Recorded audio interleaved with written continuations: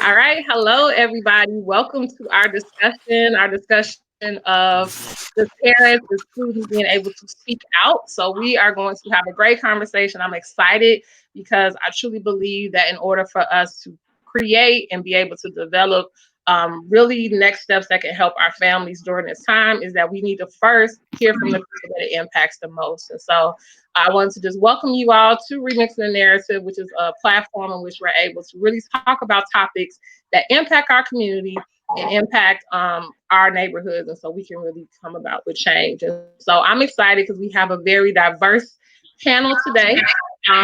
Also, we have a panel of first that is parents, and then our second half is students, which I'm excited about because I think it's best for us to be able to um, connect with individuals, not only at just the parent side, but also the students. Like our youngest student we have is actually going to be a kindergartner, and our oldest will be a junior in college. And I think that it's just important for us Whoa. to see how that impacts all of those different individuals. So the first thing is we'll have a couple more people join in as we go.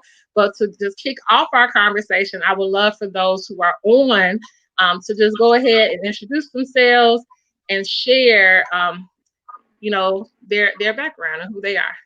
So whoever would like to go first, who would like to kick it off? Okay, I'll go. Okay. Hello, everyone. My name is Dr. Kelly Cheney. I am currently a Chicago Public Schools K-12 school counseling specialist. A quick background, I was an elementary counselor for 8 years for CPS before I transitioned to this role. In my current role, I just support and manage all 700 plus counselors in our district. I'm also a mom of 4 girls, ranging from have 2 seniors in college, an 11th grader, and a 3rd grader. So this is a great conversation for me to have, not only as a parent, but also as a counselor to help support those that need it. Mm-hmm. Awesome, Mm-hmm. awesome. So hi, I'm Sandra. So, Hi, so I'm Sandra. I am a retired public health nurse, and I am a grandmother of 5. So this is a great platform for me. awesome, awesome. How you doing? I am Brian And then Green. I am a father of 6 twin boys. One is in graduate school right now. I have a junior in college, one sophomore in high school, one third grader, and one getting ready to go into uh, kindergarten. Um, I'm just looking to get as much information as possible and hopefully supply information um, to help others as well. Mm-hmm. definitely, definitely. So, as this conversation goes on, and those who may not know me, I'm Jarima. I am a mother of an 8-year-old. I'm also a teacher myself, and so I'm just excited because similar to what Brian just shared, I'm excited to learn because I believe that we're able to truly learn when we're like talking and dialogue and being able to talk about possible next steps. So, as we continue this conversation, our next family is coming in, but let me add them in. I see them come on in. It's the Butlers. Hi. Hi. Okay, let's Hey, so we just did introductions. So if you all could just tell us who you are, and then we're gonna go into our first question for today. Who are we? We're Chris and Aziza Butler. Yes, we are. I don't know where this is going, but we're homeschoolers in Chicago. Mm-hmm. Everybody might be in Chicago. But yeah, what else are we? Pastor of church. Pastor Church, right? Chicago Missy Church Network. And I've been, we've been homeschooling our kiddos for about 8 years or so. Yes, since they were infant, since the first one was born. And I currently run a learning center that supports homeschooling families. It's called We School on the south side of Chicago. Yeah. Awesome, awesome. And then we have our final person who just joined us. Go ahead and introduce yourself and a little about your background, and we'll get into the first question. Sure. I'm Dominica Washington. I am a former CPS teacher. I taught with CPS for 7 years. I still work for CPS. However, I'm an educator equity specialist. Essentially, I recruit teachers for schools on the near south to far south. So that's what I do. I am also a co-founder and executive director of the organization you see behind me, She Chicago. It's a young women's empowerment organization that focuses on character education for teenagers. 35 under 35 with Chicago Scholars. I've been an education policy fellow. And most importantly, I am a mother of 2 children that you may or may not hear running back and forth in the back. I do not technically homeschool my children, but I do at the same time. I do have a background as a teacher. My children have been reading since like 3 years old because I was that parent at 6 months with flashcards like, hey, say this word. But fortunately, mommy was still both of their first words. But yeah, so, it's been a struggle getting acclimated to this whole online learning thing, especially because I think I know better than the teachers sometimes. And then I realized that I don't because I haven't taught elementary school in years. So yeah, that's a little about me. I know Jarima from church. We grew up in the same church. Oh my God, I've known Jarima since I was maybe like 7 or 8 years old. I know, it's been a long time. It's been a long time. Yes. Nice. It's awesome. Her brother was close with my mom when we were kids. So yeah, this is awesome. I love this, the full circle of all of this. So people who are watching, please share this conversation because I definitely know it's going to be great. As you can see, I have a very diverse panel for a reason because I think we'll bring a lot of different perspectives. And so the first question that I'm going to ask each of you before we get into the topics are, how and what do you need during this time? So how are you doing and what do you need during this time? And so when you hear that question, what resonates with you, and that'll kick off our discussion. So for me, this is Sandra. So what I need during this time, I will be honest. Since the last session on last Monday, this platform has provided me with everything that I needed. I was kind of like at wit's end because here I have these 5 children. Mom had not been sent home from work yet. So, well, she had. And so she was stressed out because she didn't know what to do. And then I didn't know what to do. And so just being on last Monday and just listening to the people who were on this call, on this video, especially the doctor at Morgan Park, and then Tahiria sharing with me, hey mom, kids are just allowed so many minutes per day. You ain't got to do everything all at one time. And, go ahead and, let them read, do some basic stuff, let them write. It's important that they read and write. And so that was extremely helpful for me because I thought that you had to do everything in one day, like, act like this, like your home is school and you start at 8 and you end at 2. That I'm like, how you do that with 5 kids? 2 of them, 4 and 5, the other one is 7, then you got an 11 and a 12. So it was helpful that they kind of laid it out. It took the edge off. Okay. It took the edge off. And so that was able to allow me to share that information with my daughter. She doesn't have social media, so she's communicating through me. So I'm communicating for her. I'm her representative. Also, since that time, which I didn't know she had access to the principal, they go to Barbara Sizemore School. She was able to get one of the children, because it's 5 of the 3 older ones. The principal told her, I can't give all 3 of them a tablet. I can only give 1 per family. Well, the other 2 had one, so that helped. And then since then, the principal has been contacting mom, contacting me, sending us messages. The teachers have been sending us so that helps to let us know well, they really care and sending the assignments. It feels stressful when you don't have an outlet. That just helps a lot to know that the teachers care, the principal care, and we're not out here by ourselves. Mhm. Gotcha. Who would like to go next? What is it that you need, or what do you need during this time? I mean, this is Brian. I would say right now it's just trying to gather, like I said, gather up as much information as possible. Um, we're fortunate on this end to where, as I'm listening, like last week, to the complaints and the issues that people are having, those are definitely not issues that we are having on this end. Luckily, my kids were able to have their own computers. My daughter, that's in high school, she's actually a member of SHE. She's in other programs to where she Wait a minute. has her daughter? own computer. I'm sorry? I said, who is your daughter? What school she at? Logan Wallace. She's at Epic. Oh, Logan, that's my baby. Yes.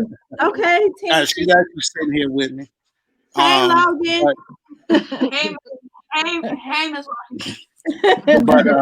But just listening to we have a daughter at Dixon, but ever since this started, we've had communication with the principal, her teacher.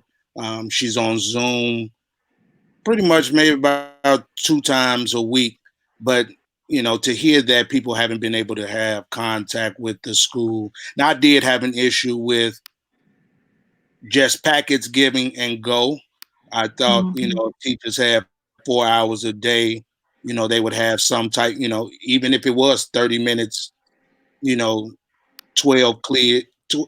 kids you have on Zoom and you're teaching them or showing them or discussing something.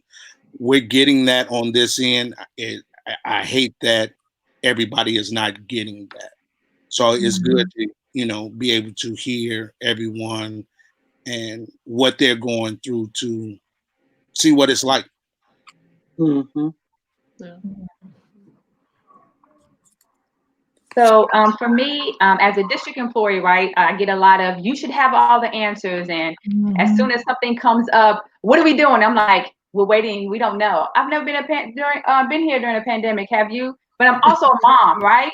So I'm a mom of 4 girls. So what I need right now are the butlers, right? I need them to tell me, okay, how do I transition from, being a part-time teacher, right? Coming home, doing homework, reinforcing skills, now to a full-time teacher by still teleworking, right? I'm still in the midst of my job and supporting schools. So what does that look like? And how do you split up?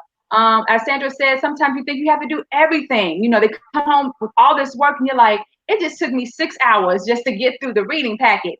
But understanding that, no, do a little bit at a time, maybe an hour here, take a 15-minute break. 30 minutes on this, we're going to come back. And then don't forget about the prep. So me and my husband discussed, and I don't know how it was outvoted, but that he would be the prep teacher. And I think I've been hoodwinked. And now I have to do academics. So he gets to do the fun stuff, right? He gets to do the art and gym. I'm like, wait a minute. How did that, and music, right? But that's still important. And she looks forward to that. It's like, okay, we got, 45 more minutes and it's gym time. And that gives me a break too, to be able to do other things. But understanding. So for me, I'm really here to not only support our parents, but also I have a lot of questions for the butlers to say, how do you split up that time and what does that look like? Yeah. Yeah, I don't know. I think for us, like, we probably could use more devices. I thought we had so many, but we probably need more. And then I would say we need a babysitter. We usually, in our regular life, we do. We have, lots of, support and help. This is not homeschooling. This is not really what it usually looks like for us. For one, when our homeschool, we don't stay in the house. Like, that's like the part. That's like the last thing we do. It's like we'll stay in if it's like, not even, I was gonna say, it's no such thing as bad weather. It's just like underdressed. So we don't stay home. We do a lot out and about. So this is very challenging to just have to be, you know, indoors and just, you know, and just learn only in this way and be, you know, inside. But I agree with, you know, a computer or whatever. But because we're not in a CPS situation, we don't get like a, you know, computer like that. And so that would be really cool. But other than that, I think it's, yeah, I don't think we have any other like needs other than that. Oh, except like you said, a babysitter. Because date night is like our thing every week on Thursday at 4 o'clock. It's like it's date night. But obviously that's not, yeah. So we just do it at home after kids go to bed. Got you. But to answer your question, yeah. She was saying, or are we going to get to that? She was just saying. I think that's going to be the next thing, and I'm going to have y'all kick it off. Yeah. So then go ahead. Yeah. What do you need? You know what? That's been a really hard thing for me to think about lately. Because I come from a family of just like, you know, survivors, and we just get it done. And we don't really ever take the time to sit back and think like, what do we need to be more efficient, or what do we need to be more sane, or, you know, when do we need to relax? And so one of the things that I'm working on right now, when Jarima told me like, you're supposed to be logged in right now, I'm like, oh, I'm cooking dinner. Okay, let me, you know, put that to the side, you know, and they're fine. You know, they've been eating. I don't know about y'all, but my kids have eaten like 30 times a day. Yes. Like, I need groceries. Yes. Listen, I mean, it's to the point where I'm like, I told my daughter, I said, you need to use your school stomach. Exactly. Like, I'm somewhere in between a bad mom and frugal right now, because I'm like, listen, you know, we can't do this. Okay. We buy groceries with cash, and I ain't trying to go into COVID infested Walmart every couple of whatever. Like, you know, so when you ask how I'm doing, I am on autopilot, and that is like my buzzword right now, because that is really how I feel. Our family has gone through some transitions right now. Now my mother is transitioning, and we need to support her with that. And honestly, my method of endurance is autopilot. And so I don't really think about what I needed until I'm done getting the job done. I don't know if that makes sense. Then I look back and I'm like, dang, I could have used a little of this, or I could have used a little bit more of that. And so since we prompted to think about it now, I really need my kids to go to my auntie's house for the weekend, so I can for me, like seriously. It dawned on me today, like she usually takes them for one weekend out of the month, so I can just like recoup, clean my house, or whatever I need to do. And they can't go anywhere because of the COVID crisis. And you know, she called me today and she's like, well, how are you doing? I'm like, I really need that weekend, you know, like I love them, but you know, they can come back home and their room will be clean. But I need just in all honesty, I need a little break from my kids right now. Yeah. And I think this is a perfect segue to, I was telling Dr. Chaney before people got on. Every time we have this conversation, I feel like the governor just made a really big decision. He announces to everyone. So today, my phone has been blowing up because we saw this like breaking news that we're probably going to be in this until the fall, right? So the idea, oh, look at Sarah, she's like, no. So the idea of, you know, it's not official, but get your heart. It's a very strong possibility that that's where we're going, because I mean, we just look at it, the numbers are increasing. There's still no vaccine. There's still a lot of unanswered questions, and that's not just safe to put so many kids back into one area, right? So having that as a strong possibility, I knew I had to have this as a part of the conversation, because I think it's one thing as a parent to wrap your mind around 2 weeks. Then there's another thing like 30 days. But it hasn't even hit summer yet, and you're telling me in the fall I'm gonna still be in this situation. So this is where definitely I would love for Aziza and Chris to kick in, because also I told Aziza, you wrote this article, Chris, that I read that I absolutely love, because you were just talking about how do Black families deal with this now new like homeschool mentality. And I love the fact that you also said previously in this conversation, but this isn't what it looks like. So we're all still trying to like figure it out, but this isn't what it is. But I think that you all are close to living this type of experience in most of us. So are there any immediate things that come to mind when you think about, okay, remote learning for us who are just now trying to just really just figure it out? Yeah, I mean, you probably. So I definitely suggest that you find a flow that works for you. Find a flow that works for you, your family, your home, with your, I'm just thinking about Nikki with this, with your business, and it seems like with the girls program, like you probably have different hours that you may have to work.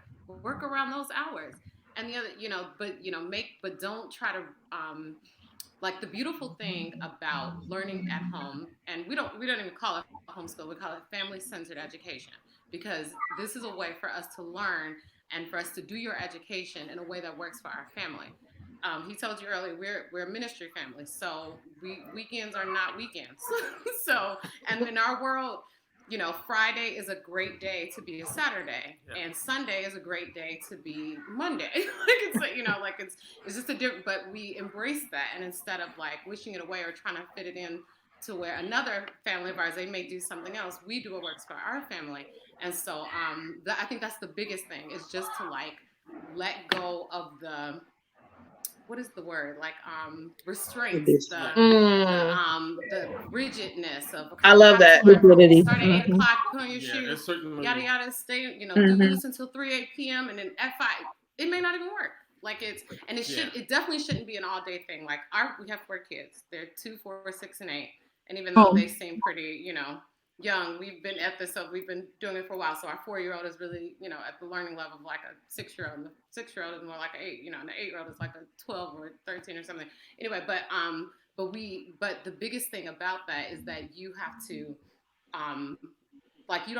it shouldn't be an all-day learning session. That's what you have to do in a CPS class because it's 30 kids, and all of that. But on a typical learning day, our day is like, I would say at the absolute most, like 90 minutes of like, sit here, we're going to do that. And it's not even 90 minutes all together. It might be, we start with a morning meeting. We just sing some songs. We play a thing, it's really funny. They love it. whatever the morning meeting may be with us. I mean, we start with devotions, I guess, first. And then we move, breakfast and then morning meeting. And then, but even in that, you want to just make it work for you. Like you want to do, you don't want to try to put this classroom into your house. That doesn't really work. Just make it, fun and get out of the box. And it doesn't have to be sitting at the table. You might be learning division. Let's grab some toys and let's divide up our toys between 2 people, things like that. Like just really take it out of the box, which I think is the hardest thing for us to do. But and so once you release yourself from that, then you can figure out how to make this flow, and then understand that this is going to, it should be a thing that brings your family closer together, not like at the end of the day, it's like, it should be like, anyway, I'm sorry. Go ahead. You're good. I probably would talk more from the district side because my background is more like on the policy side. And I don't know how the district is managing this right now, but I definitely think if I were talking to somebody at the district, I would suggest that the district try to reorient itself as well, right? Because I think usually a school district is going to see itself as the controller and the educator of the kids. And right now the district has to see itself as a resource for parents. And so you have to release control, in terms of dictating hours in the day and, content for the week and all that kind of stuff. Like you have to become much more of a resource and a coach than the controller and the teacher. I love him. Let him put him in the Aziza. Put him in the screen. I love him so much. Christopher Anthony, say hi, please. Say hi, Miss Greenman. Hi, Chris. He's so precious. And you may or may not hear all of them soon. But I think that's sort of the biggest thing. I was gonna say with even, and you have to sort of just go with the time that works for them. So even if it's 90 minutes or 2 hours, it shouldn't be we're going to sit here for 2 hours until, it should be, maybe 30 minutes here and then play a game and then, and just try to get that practice of those skills throughout your day. So maybe and even in those 90 minutes, we have a built-in, like I do rotations with my kids because they're also close in age. They kind of enjoy the same thing. So, and I change the rotations every couple of days, but it might be blocks, like Connect or something, and another one have like GeoBoard or something, and they do it for 10 minutes. But I'm one of the station rotations, and so I'm teaching them the next skill, and so I'll set my timer for 10 minutes, and I'll teach them that skill. You're gonna practice regrouping. Here's how this go. Whatever. You got this is gonna be your work for this afternoon, so just get it done before 5 o'clock.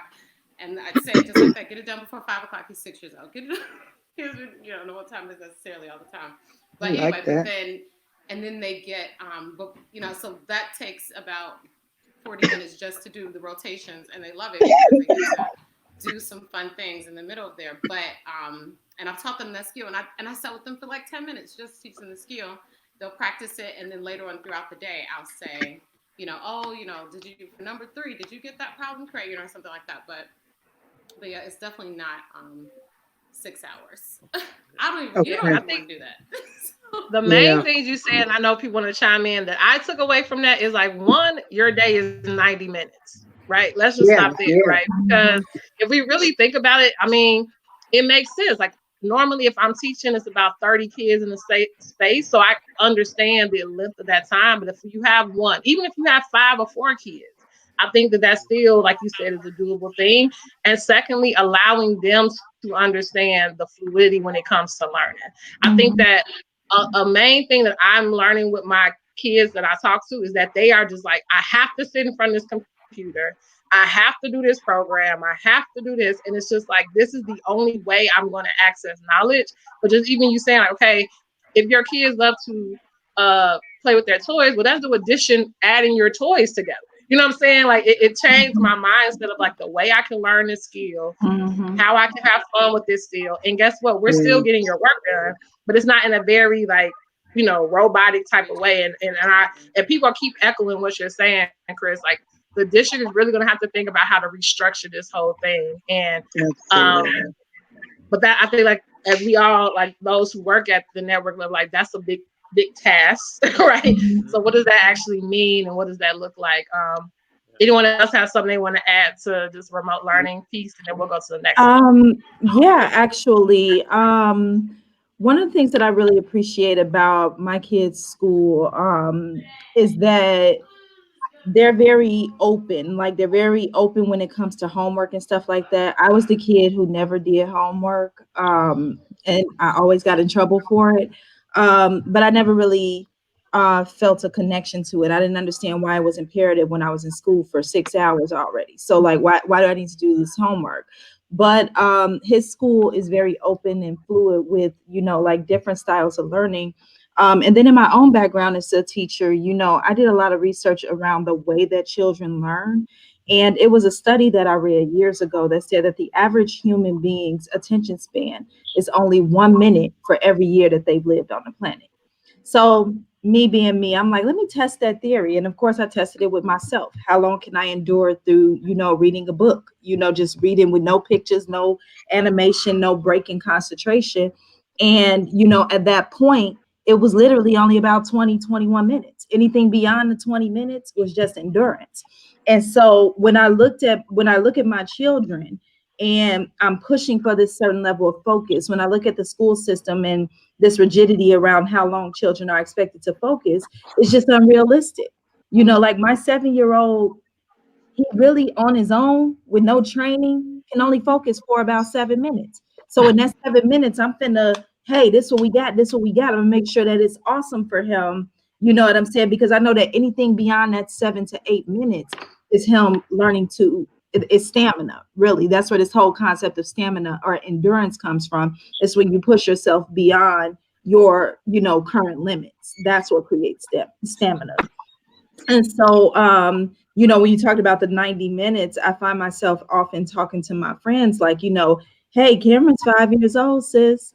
He not gonna sit there and you know how long the Cabinet Heart is to a 5-year-old?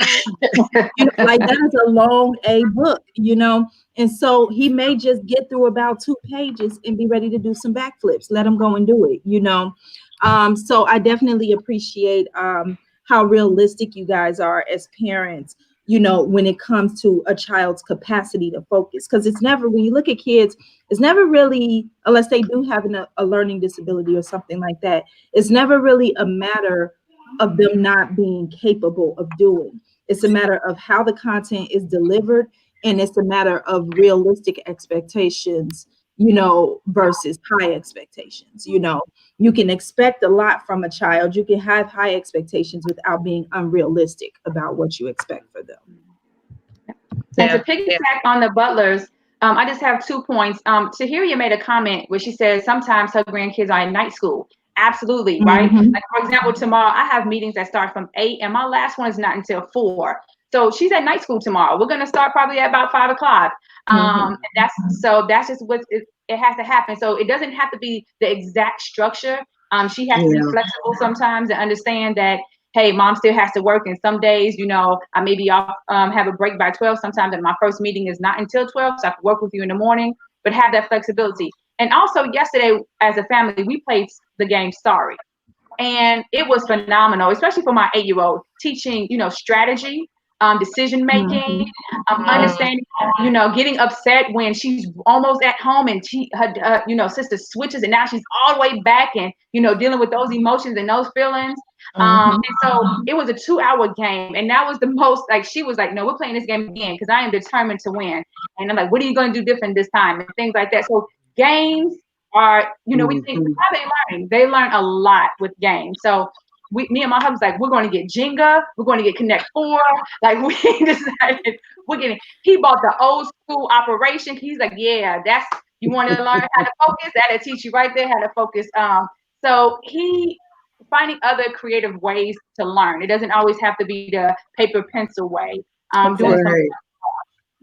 The games are good for the games are also good for character ed. We use them with like when you mentioned Jenga, we use Jenga as an opening piece for our lesson on self-control.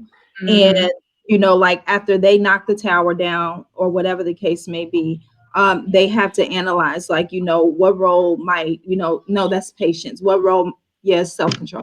What role might self-control have played in keeping, X, Y, and Z? Then we do like a whole little thing on it. So like the games work for character education too. Monopoly is real good for patience. I love it.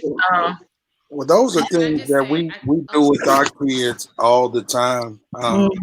But our biggest challenge is with myself and my wife being out at work every day. Our kids are here focusing on their work themselves majority of the time. So we're relying on them being able to have that access to those teachers or somebody at school to assist them when we're not here to do that. I think a lot of that, there are a lot of people who are at home that can do a lot of these things with their kids and being involved and all that. But there are a lot of kids who are at home and their parents are still out in the workforce. Their parents are nurses or doing something in the medical field. That help and assistance is gone, 12, 13 hours of the day. So a lot of that work, is relying on them to, that kid is going to have to step up and do that work themselves. We're relying on them to have that focus and that ability to, you have to be responsible for that. Wow. And nobody, I really had, out of all the discussions that I had, I've listened to, I really haven't heard anybody focus on that. We can focus on spending time and doing things with our kids, but there are a lot of those kids who are relying on that time and that help at school. That's not getting that now. And that's not because their parents don't want to be there, but they're still, it's a workforce. I would love to be there like that, but we have to be out there to do that. And to know that, finishing off the school year this way frightens me, because are you all taking this information and just saying, okay, as long as you turn this information in, you're moving on to the next grade. And now that we're knowing that there's a possibility that we're sticking on to this going into the following year, is how much information are they retaining? Mhm. There will be, individuals that will not fall behind, because there will still be people who will not be able to go to work that whole summer, but there will still be children during that time that will be struggling on getting that information, to the point that they're going to blow it off. And it's going to be like, wow. Yeah. So I want agree. to.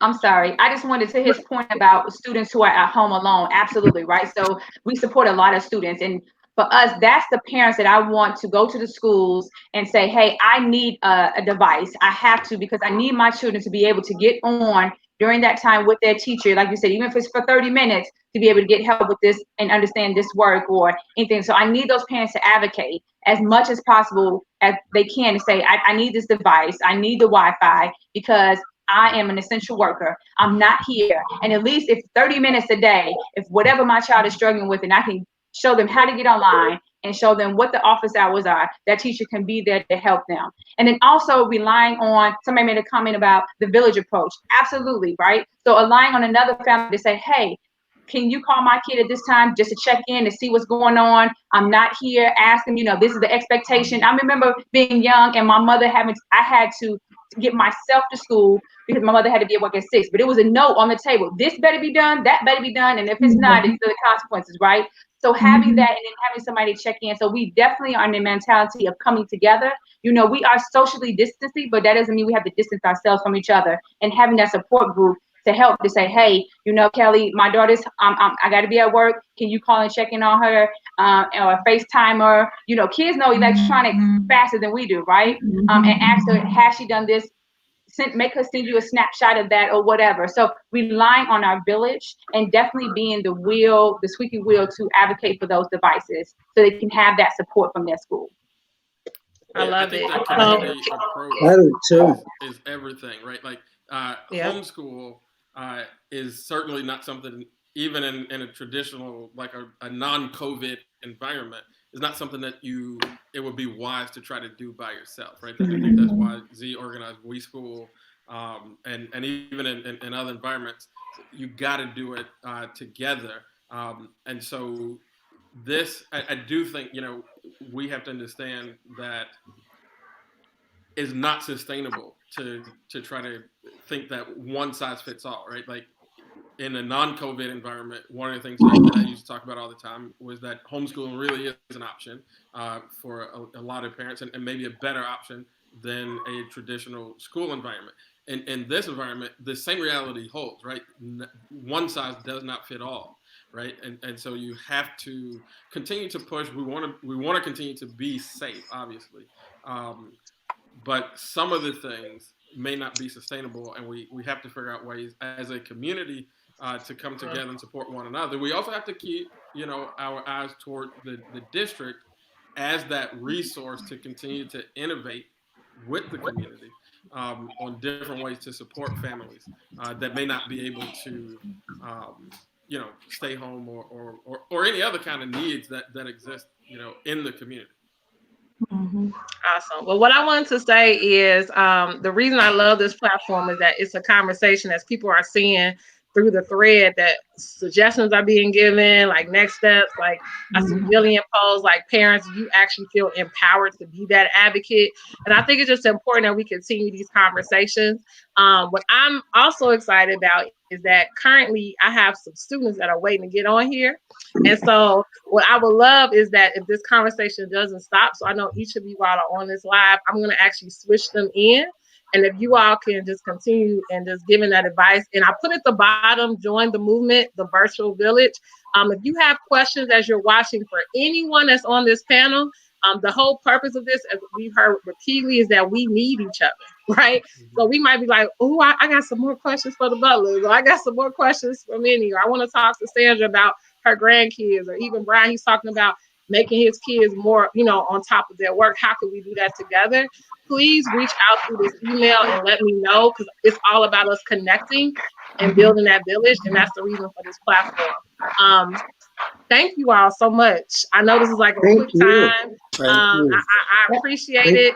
I'm going to bring in the students to hear their voices as well, but please, let's continue this conversation. So as you all log out, I'm going to have them come in. I would love for you all to respond to some of the people who are commenting in the chat. Absolutely. Awesome. Thank you so much. Thanks, Good to meet everybody. Thank you. Yes. See you. All right.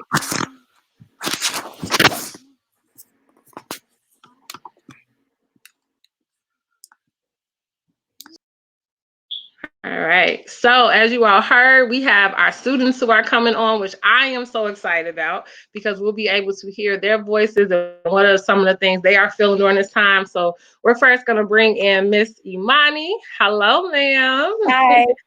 Next, we have Zamarian. Hello. We also have Brandon coming in. Next, we have Dawson. And we have, hey, Dawson. Hi. Oh my gosh, I miss you so much. And then we have one more person who will be coming in. She's going in as well. So what I first would like for you all to do, because if you all don't know, you all are the part that everybody was waiting on. They got a lot of questions for y'all. So y'all the main event. So before we get to questions, we want to know what you all have to say. Can you all start with Imani, Marion, Dawson, Brandon? I want you all to say your full name, your grade level, and if you want, you can share your school as well. Okay, I'm Imani Spearman. I'm a senior and I go to Chicago High School for Agricultural Sciences. Hello, my name is Marion Black. I'm a junior at Butler College Prep. Am I next? Yeah, you can go Zane, then we'll go to Dawson. Yeah. I'm Zane Tamimu. I am a junior on my way to be a senior at Alabama State University. Go. Dawson. Hi, my name is Dawson. I go Chicago NTA and kindergarten. Awesome. Yeah, my name is Brandon Williams. I'm in 5th grade and I go to Ray Elementary School.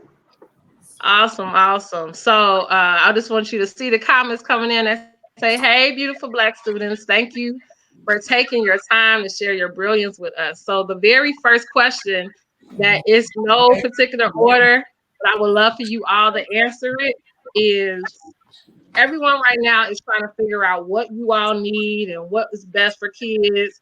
I want you to share with us personally, what do you need during this time? So when you think about the time we're in right now, how would you answer that question? What is it that you need? You want to go first? Whoever want to go, we go first. Okay, I'll go. Right now, what I would say I would need is, well, first, I would say encouragement, because I'm not having a prom, I'm not having a graduation, I'm not having a luncheon or anything like that. So just encouragement, that, and then plus ideas of what to do in replacement for no prom. So what do? Just wait it out, nothing, do nothing. Like, what is it? So I guess that's what I need. Besides that, I don't think anything. So encouragement. Got you. Yeah. Who wants to go next? I would agree. I would say, I'm sorry. Do you want to go? You can go. Okay. I would say, along with encouragement, I would also say motivation, considering for college students, period, or it probably any other students, but it's actually harder to do class online versus actually being face to face with your professors and things like that. So we definitely do need motivation. Not, I would definitely say not harassment, and motivation is the thin line between those two, because you can't be on the student, do your assignment. You have to, be open and ask them if they need help, because some things that we were able to ask in class is really more harder to get in touch with professors and things when you don't understand. So it's really not easy to complete assignments online. People can see. I was going to say the same thing that she said, like encouragement, but I think we also need like more check-ins with the teachers. Like they just sending out work. I don't think they're actually like exactly on us. Like, oh, is the work okay? Do you need anything? Or because it's just constant work, and I just feel like it's overwhelming. Like sometimes, so yeah. I go next. I need listening and concentrating for my work, and I don't really do work all the time. And it's okay. It's okay. You're not alone, baby. It's okay. I know. Guess what? You ain't the only one that's not doing it either, Dawson. So, Brandon, what do you need? I feel like everybody needs some type of support, because some people can't afford to buy the super expensive mask, or some people don't have homes, they're just outside and they don't have any protection from the viruses that's going around. So yeah, everybody needs some type of support. Support. What do you need, Brandon? So what you're saying, what other people may need, what do you personally feel like you need during this time? Interaction. You said interaction? Human interaction, yes, because I see the same people every day. The only different person I've seen, I just recently went over my friend's house, and that was the only person I've seen besides from my parents and my dogs. I love it. It actually goes to our next point. So social distancing. I first want to see, like, so he hit right there, like saying like he needs human interaction. I would love to know, like, how has this been, the social distancing? Like, first of all, what does that mean to you, and how has it been having to go through this time? Social distancing to me means just giving people personal space in which what they should have been receiving before this virus took place. Absolutely. I feel like a lot of the stuff that's been put into place should have been put into place, like how they over clean the bus now. They should have been over the cleaning the bus now. The dividers now in the stores, when you're checking out, they have dividers, like a clear glass to separate, you from the person that's working. Those should have been into place. But I also feel like, those are very good ideas that need to stay. They don't need to go away anytime soon. But, it's really hard, actually. Social distancing is really hard. Like when I'm in the grocery store, I sometimes forget that I'm supposed to be social distancing, and I'm standing like 2 feet behind the person, and they side-eyeing me like back up. So it's like, oh, I'm sorry, I forgot. So yeah, that's really hard. I would say. Go ahead. It's us every time.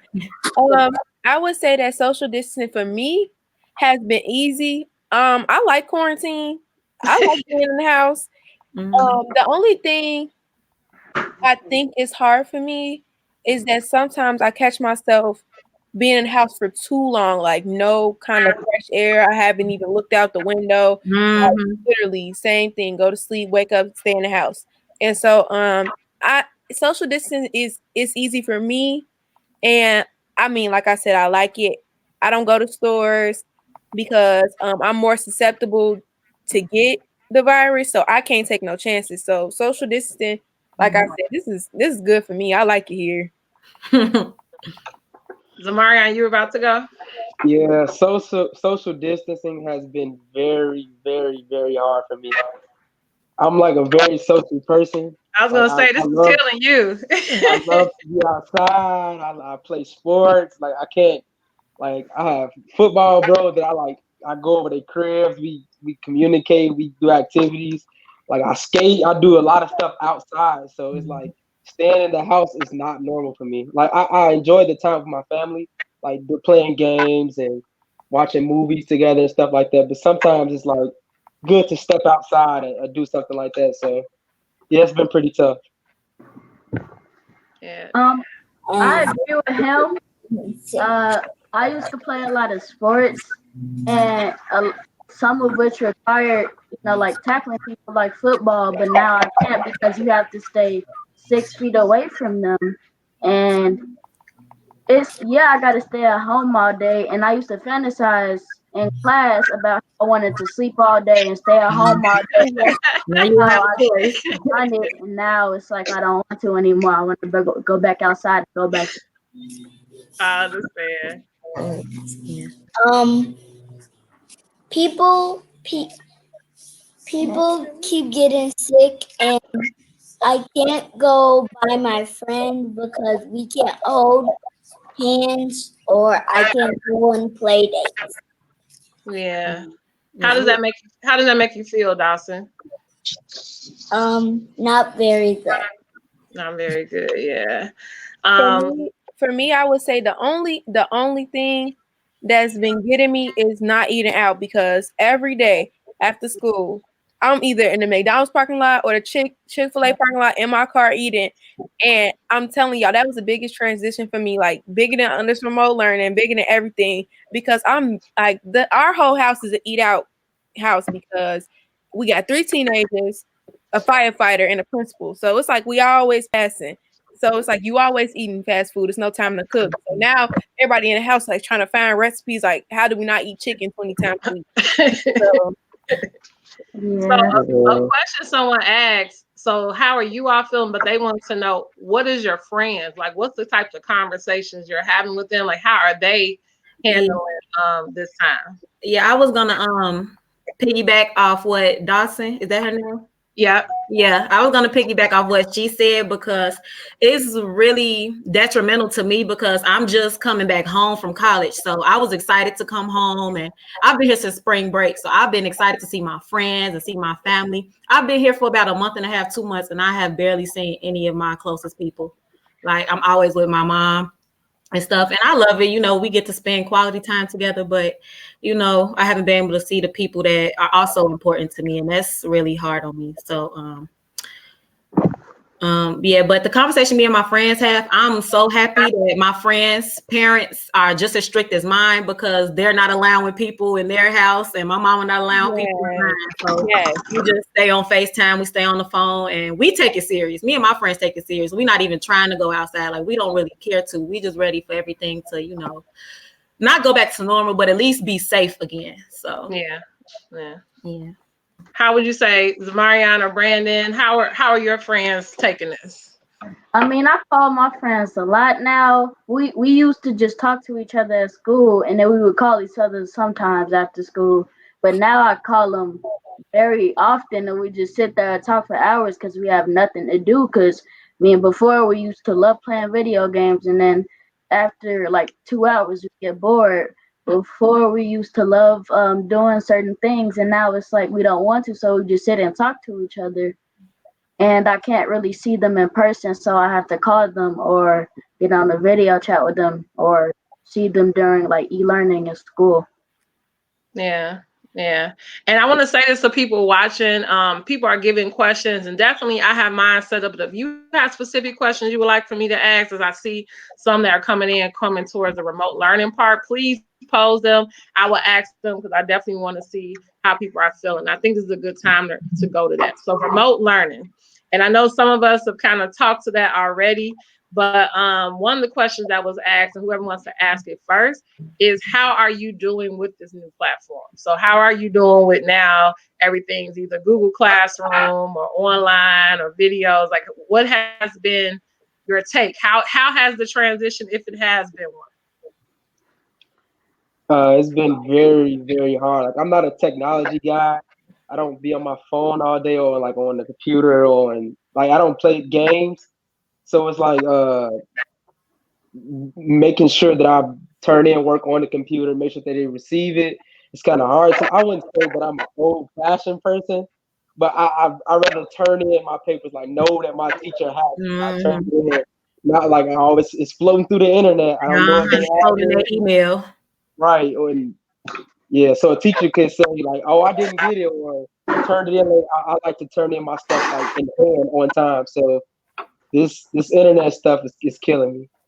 Yeah, really. Dawson, how has it been having to take all your classes on a computer? It's hard to concentrate, and like I have an iPad though. Okay. It's hard to do my work because people like the greening people, the grass people cuts them, and they're here, and I still do work, and I can't concentrate. So I think she just added the piece of like, yeah, we're online, but it's still life happening around us, right? So while she working, they cutting the grass, and I get it.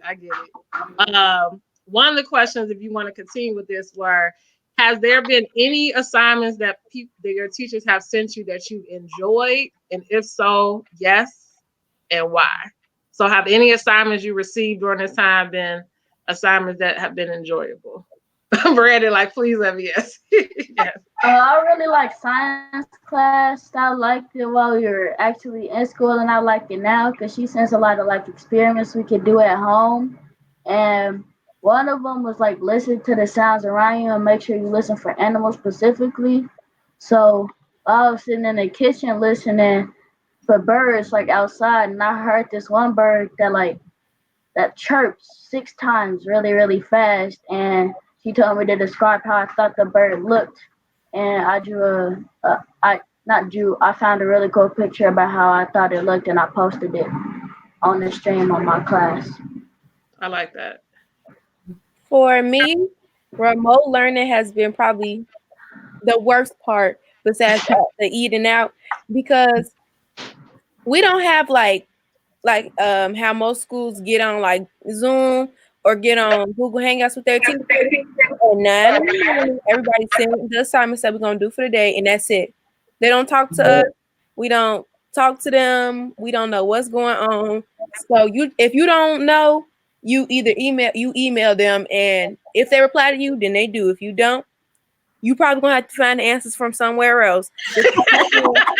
And get your grade. That is like the worst part. Like, I don't know what math I have learned since we started. I'm trying to get the answer from everybody else just so I don't fail. And I guess it's not like an assignment that I enjoyed, because like, okay, so we got art. That's my last year taking art, I guess. And she sends assignments that are supposed to be fun, but it's like when you can't find the materials to do the assignment, now it's like, okay, I'm over in the house wrestling, trying to find a glue stick. Like, I'm a senior and it's a sophomore and another senior in this house. When the last time have we used a glue stick? Like, it's just stuff like that is just so difficult. Yeah. On the college level, Zane, how's it been?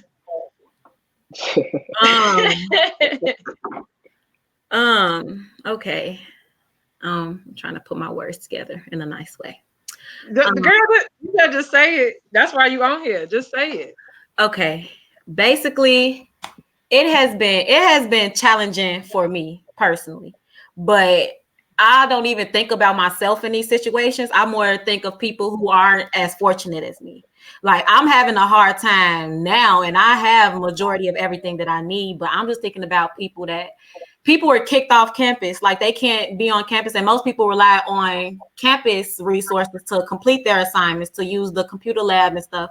People come home and go to other people's houses and stuff, and they don't have the resources that they need to complete their work. So, but luckily my school has been working with us. They just implemented a pass-fail policy. So it's like, if you're on scholarship and this semester has been trying and you're not really doing too well, then they could implement a pass-fail so that it really doesn't affect your GPA. Or if you were already in academic poor standing, or academic trials and stuff with your GPA. So really this semester won't really affect you, but it's still at the same time, like, most people have been working hard since the beginning, and now it's not going to matter towards the GPA period. So it's real hectic. Can I add something? Yeah, go ahead. Yep. So also, not just thinking about myself, I was thinking about like other people. Like, I have advisory brothers that learn different. Mm-hmm. So for me, I don't think e-learning would be effective for them. So that kind of, it's just something that I really think about because I know in school that they need the extra support and the extra help. So like maybe their parents are at work, so who's helping them at home with their work? And I know that some of them might be able to operate a computer or navigate through technology, but I can't. It's hard for me, so I'm just imagining it for them. So Yeah, yeah. because it's parents out here. It's these parents out here that's essential workers that have children with learning disabilities. So just imagine what they're going through. You worried about how your child is learning. Your child's probably not learning, especially with some of the remote plans that we've been going on, like that's been going on. I know at my school, the teachers can barely handle the students with learning disabilities there. So just imagine what they doing online. Probably. Yeah. Yeah. I mean, you make good points, and people are really saying that's a great point, because I think at the end of the day, we think about the academic side, but you think about a teacher, they got to consider all these different learning styles. But if I'm sending you a packet, that packet is one style, right? It's just one way, and you got to figure out the rest. And so it definitely is not going to be the best situation for most. This is going to hit on our next topic, which I think is important, which is mental health, right? And we had a panel last week, and there were quite a few people who talked about how mental health has impacted them during this time, whether people passing is a trigger, like it reminds them of maybe some people who've passed, just this whole idea of how is this making you feel? Like maybe you didn't battle with depression, but maybe you think you're battling with it now, you know what I mean? And so I would really love to hear, what do you all feel during this time? Like, how is it affecting your emotions? How is it affecting your reality? And then you maybe can speak to maybe some of your plans. I mean, me and my mom, we try to do a lot of things together because like really stressful just being in the house all the time. And we try to do a lot of things together. We try to watch movies. We try a lot. We game times. We cook together. We try to as much as possible. Okay. I know it's kind of, when you were saying for you and your mom, you just really been trying to do a lot of games to keep your spirits up. Yeah. Yeah. Anybody else want to speak to it? Yes, I would also like to speak on the behalf of those who are already facing depression. And, you know, some people, because I know I have a lot of friends that need social interaction in order to feel like love. That's the way they receive, you know, like they're important, like they mean something, is through the interaction of other people. So the fact that they have to be in households that they probably are unhappy in, and they are conformed to having to stay in that household, is probably real challenging, very challenging for them during this quarantine. I feel sad because I can't see my friends. To make me better, I play with my sister and play games with my whole family. Yeah. I mean, for me, I have a brother. He's close to my age, so we just been figuring out stuff to do. Like, we both have YouTube channels, so we've been making YouTube videos. We've been just trying to keep busy, because at this point, there's nothing else to do but make videos. After you do the work that the teachers send you, well, his is different. He actually gets to talk to his teachers. I can't relate, but he gets to talk to his teachers. And so yeah, we've just been trying to keep busy. I'm a little bit nervous. I will say I'm a little bit nervous because, like I said, I'm a senior and I'm thirsty. I was thirsty to go to college in July, and it's not looking too hot. It's not looking too hot. I'm not going to college in July like I thought I was. So I'm sad about that, but I am able to connect with students from my university. I'm going to Langston, so I have been able to talk to other students that's going to Langston. So we're all trying to help each other through that. I haven't been to really talk to my high school friends. I'm trying to start new. So you said the quarantine is a good time to start new, huh? That's definitely. Zamaria, how are you feeling? It's very hard for me because I would be bored a lot. Like I get bored very easily. Like I don't know if y'all heard, but in like the last segment they were talking about being bored or like attention span or something like that. Mm-hmm. Well, I get bored very easily. So when I get bored, I start thinking about other things to do, and they might not be the best thing for me. Just look around the house. Oh, maybe I can get up there, or maybe I can do this, something that I don't have no business doing. Mm-hmm. It's just, I'm thinking about it because I don't have something really to do. Like when I'm in school, I know I have to be in class on time. I have to turn in my work. I have to, I have tasks that I have to complete. Like when I'm at home, like it's not really what that I have to do. Like maybe I need to do it, but I don't have to do it if I don't want to. So yeah, I try to meditate. One of my football coaches, Mr. Hilliard, he really put me on to this meditation, and it's been pretty cool. So it's keeping me a little level, honestly. Yeah, I've also been trying to encourage people to try a new hobby. Like I've been having my mama join in on my yoga sessions. That's what I enjoy doing. So that's how we've been keeping busy. So I encourage people to just find something that you may like to do. Like there are a few stores open. Try arts and craft and painting and just creating stuff. Like you'll be surprised what your mind can create when you have to. So yeah. For example, this is us. This stuff that you're not supposed to be doing. That is flour. Yeah, get that skin together. All type of stuff. It's a whole bunch of stuff you can do actually, like in quarantine. Yeah. Stuff you're not supposed to be doing. It's too much time. I got cookies today. I got some more cookies today. I'm about to get busy. I love. So this is perfect because I want you to think about it. So Dawson, Zane, Brandon, Imani, Zamari, I want you to really think about this because I wanted to have this segment with you all because I feel like it's so easy for us as adults to be like, y'all okay, we got to be the ones worrying about this or worrying about that, and also grind it out, get on work, do this and do that. And so this calls to action, as we did for the parents, as they were telling parents what to do. I really want you all to think about what is it that this is now your platform. What is your call to those who are listening? So on this line, we have principals, we got parents, we got grandparents, we got community leaders, we got all these people that are listening to you all. And I want you all to think about what would you say is a call to action? What is something they should consider or something they should be doing during this time that can help either personally yourself, representing your friends or your family? What is something that you are calling people to have to do during this time? And if you want to think about it, you can. If you're ready, you can go ahead and say it to them. Go ahead. Okay. System. I personally feel like this is a time for everybody to really build relationships. When the world is moving so fast and things are going on, you're not really paying attention to the person next to you or the people around you. Like since quarantine started, I said this is the time to really get an understanding of the people that you live with.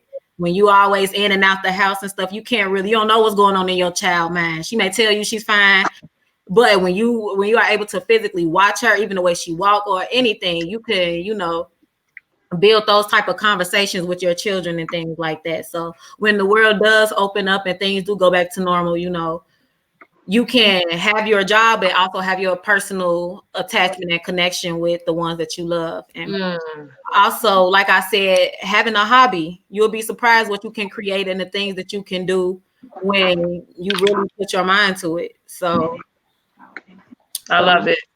So reconnecting with your family members and learning a new hobby. I love it.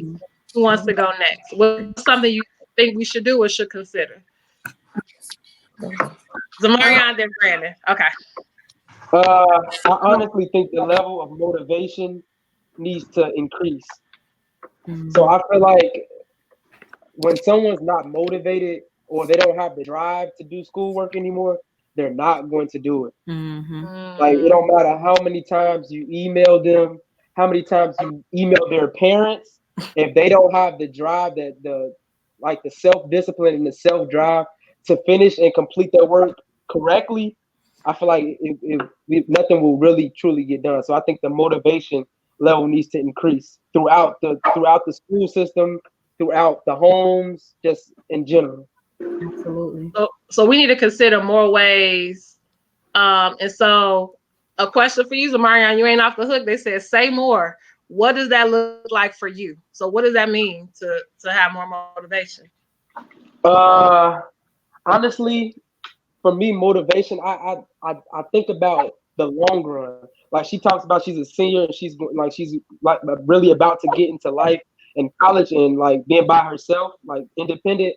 Like I think about like life basically. So like, would this help me in the long run? Would this not help me in the long run? So I think like just the life decisions, I think they need to be explained more to kids. Like if you don't do this work, then maybe this opportunity won't be there, or you not doing this work will affect your GPA or affect your just you in general. Because I feel like if you don't do like I feel like doing work is a skill. So like if you stop doing your work, like you will forget a lot of stuff. Like you know how during the summertime kids come back. Well, during the summer times kids are not doing like a lot of work, so they're not using their brain to do these calculations and read and do things like that. So I feel like this quarantine time now is like it's really affecting us. Like maybe I know we don't see it because we might not care about it, but I know that in the long run that the teachers and the parents they will see it. So one person, just so they can be clear, they said, so does that mean like more outreach calls? And one person says, so do you mean by building relationships to find out what they need and making connections to the long-term impact? Yes. That's exactly what I mean. Yes. Exactly. Because I think it kind of goes back to what Imani said. Like if I'm getting an email at 9 a.m. that says to do this work, it attaches no motivation. It has no why. Like what's the why? Like how's it going to benefit me? And if I don't see that benefit, then it becomes optional. Right? It becomes optional because I don't see how is it really going to help me become a better person versus you getting your checklist done as a teacher. Exactly. And they said Black Boy Joy, he speaks those facts. They loving you, Marion. Good job. So next, so we got motivation. Make sure you are really providing your why behind why you're having these kids do this. And then also, as Zane said, like capitalize this. Get to know your kids. Get to learn a new hobby. Brandon. And then who wants to go after Brandon? Amani. And then we're going to close with Dawson, okay? She can go before you? Yeah. Okay. So we'll go Brandon, Dawson, and then Amani. Go ahead, Brandon. So I agree with what he said about motivation. I already got a system in my house where my mom like gives me a certain amount of money for the chores I do, depending on how good I do them. If I don't do it good, I get the money. I have to, like, how she wants it so I can get the money. So like I gotta clean my room, clean my bathroom, vacuum the stairs in the hallway, make my bed. And then I'm gonna start a reward system on remote learning. Like if I do this work good and I get a good grade on it, I get some type of incentive. Or if I don't do it good, then I get some incentive taken away, or I don't get the incentive for that time.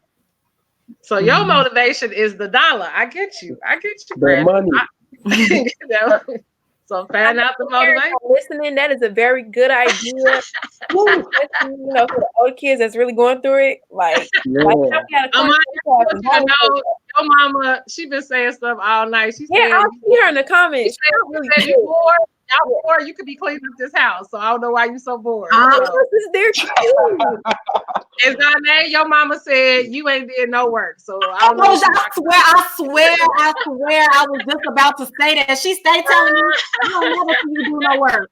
Just because you don't see it does not mean it's not getting done. I don't have this scholarship for no reason. I'm doing it. And then your mama she said, unfortunately, you're gonna get another incentive plan. So we'll come back. Watching her type these comments. Go ahead, Dawson. What do people need to make activities for the kids, not just work. Yes. So what's an activity for you, Dawson, that you would find that's fun? Play with my activities game and play with Play-Doh. With Play-Doh, got you. So not just having them do the work, but actually creating like fun things to do with your family. Yeah. Board games. Okay, and board games. Awesome. You got something else? Look like you got something else. Cooking and playing ball with my sister. Awesome. Brandon, you have something else? Yeah, parents need to talk to their kids to get to know what motivates them to do their work and make the learning fun. Because if all they do is tell them, do this work,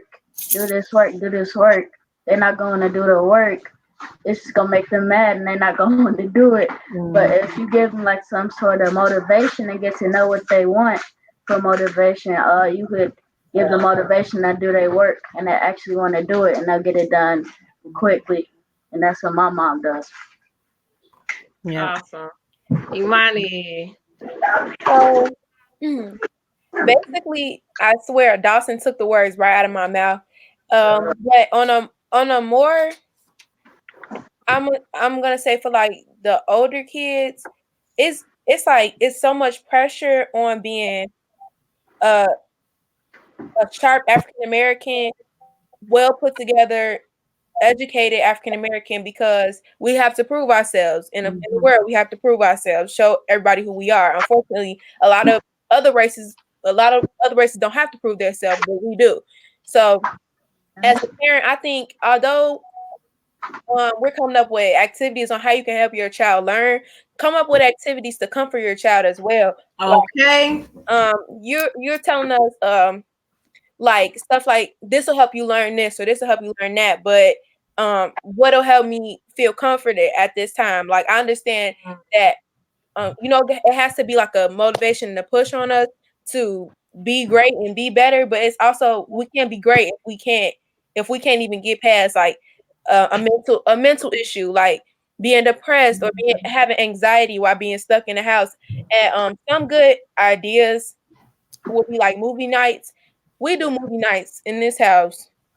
I swear, just about every night. We're always doing a movie night in this house, and I think my family has done a great job with building relationships over quarantine. It's so easy to build a negative relationship with your family while you're stuck in this time. So I think we should make it intentional to build positive relationships with your family and stuff like that. I'm in my mama room right now, and I don't have no intentions on leaving. So I love it. I want to just share some of these comments that people are saying. One, and I do want to kudos this as well, that you all, just the way you are able to articulate your thoughts and being able to really just be and speak your truth is why I picked you all. And also, as it's coming up on the screen, just kudos to your parents. So even Sean was saying all of your parents should be so proud because you all are excellent and very intelligent. You all did an amazing job just being able just to share so much of what you all are feeling during this time.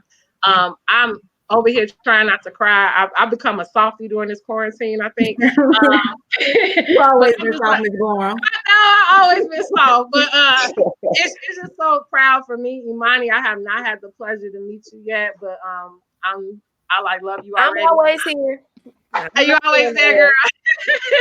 But just to see Dawson, Zanae, Brandon, Zamarian, I just love just your realness and just you all being able to just really like drop jewels, I think, for everyone who was watching. And it just makes me happy because I think that ultimately what you all said was so simple. We can think, okay, what we need to do is get this program for them to really learn math and X, Y, and Z. And then Zamarian's like, just motivate me. Like if you motivate me, whatever it is, I'm gonna do it.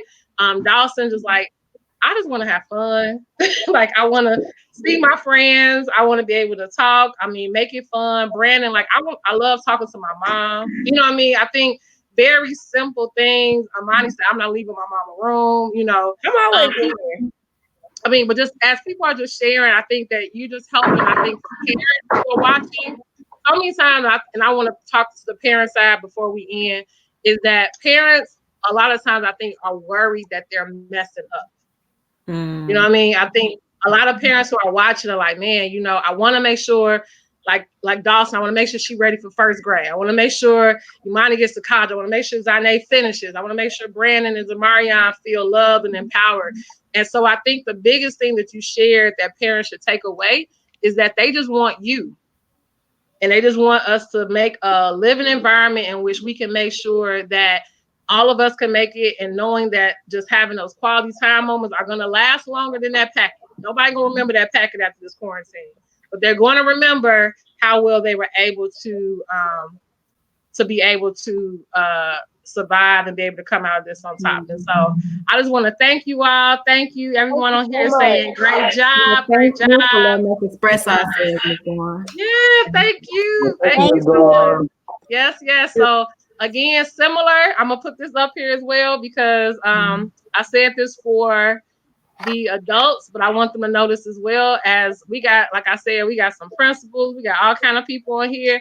And I think you all are brilliant and they trying to figure it out. They need to be asking y'all what to do. So if y'all want to talk to any of these individuals more, email us. I will make sure you get connected to Brandon, Imani, Zamarian, Zarnay, Dawson. If you want to ask them more questions, because I think that the more and more that we have open conversations about how to do better, we will be able to do better. And the question is, where is Trey? Oh, where is Trey? He is actually in his room. He should have been on this panel. He's like, I got a whole child in the room. Don't worry, he'll be on the next panel. So I love you all. Thank you. Everyone's saying thank you. Fantastic job. And I will talk to you all soon. Take care, everyone who's been watching. Take care. Thank you. Stay safe and sanitize. Please stay safe and sanitize. Bye-bye.